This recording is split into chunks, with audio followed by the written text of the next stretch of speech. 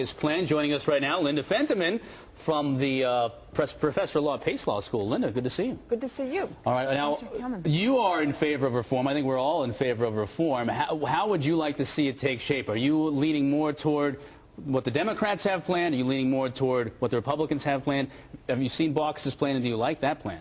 Yes, I actually do like the Baucus plan. I reviewed the 18-page short version of the plan as opposed to the 200-page Thank God for that, right? long version. Yes. Right. I think this plan is an effort to strike a middle ground, and the focus really is on preventative health care services being provided to all Americans, either through their existing insurance plan or by expanding preventative care for Medicare beneficiaries, for seniors, and also for people who are enrolled in Medicaid.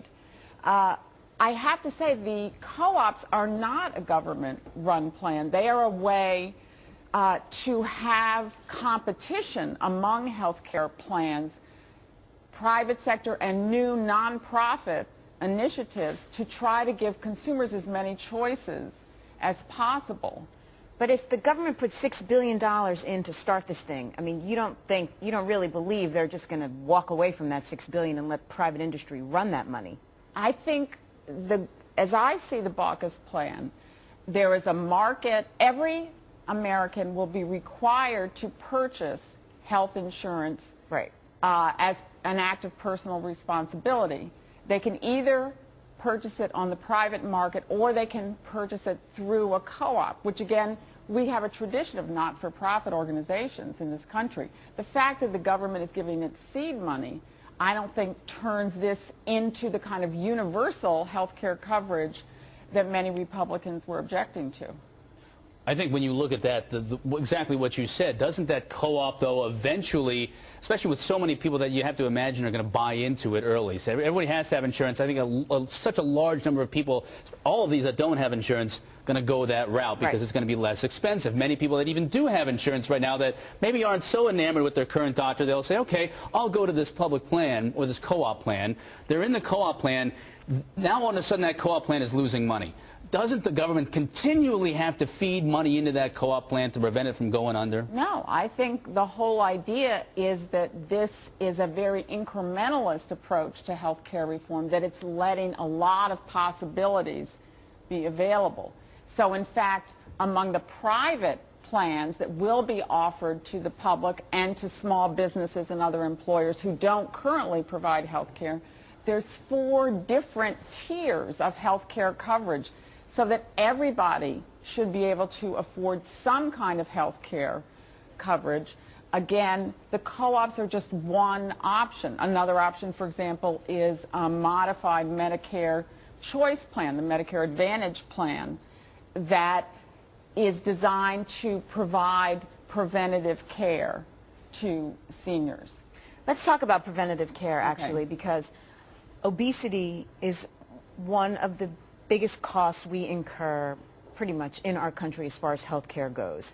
And in this Baucus plan, no one will be denied if they have a pre-existing condition. Everyone will be allowed to get some sort of health care. No talk of putting any sort of premium or extra cost on the insurance policy of someone who is obese or who has major issues related to weight and things like that. What are your thoughts on that? Should we be maybe focusing more on something like that, on fixing obesity? All right. I actually think the plan does take a public health focus, which is what you were emphasizing. Right. That it's emphasis on preventative health care and encouraging physicians to provide more preventative services. Every senior gets an annual preventative care physical. It does, but it doesn't really push the buck on obesity. It seems like this is a taboo topic. All right. Right now, the plan pushes the buck on tobacco. Right. And people pay different premiums based on their tobacco use and their age, because older people are more expensive to provide health care for. And I think there is a focus on obesity and a plan for the Secretary of Health and Human Services to develop options that will, over the long run, look at many chronic diseases, diabetes, obesity, other cardiac problems, And so I think that, again, this is a gradualist plan. I think Max Baucus has crafted it to appeal to as many people as possible. It wasn't the bold public option that was enacted in the House. It's a kinder, gentler plan.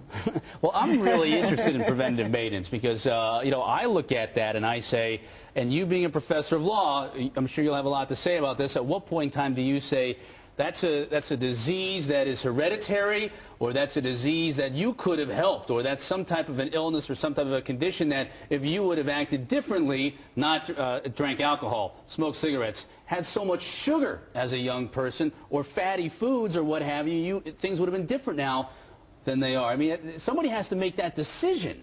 Who's going to make that decision? Well, in an ideal world, individual patients would make that decision with their primary care physician. We have not yet come in this country to denying people health care coverage because of their genetic predisposition and their own behavior. And maybe eventually we will come to that, but there's actually a law, GINA, that prohibits discrimination on the basis of genetic predisposition. How do we know that a person is obese because they ate a lot of junk food or because they have a family history of diabetes?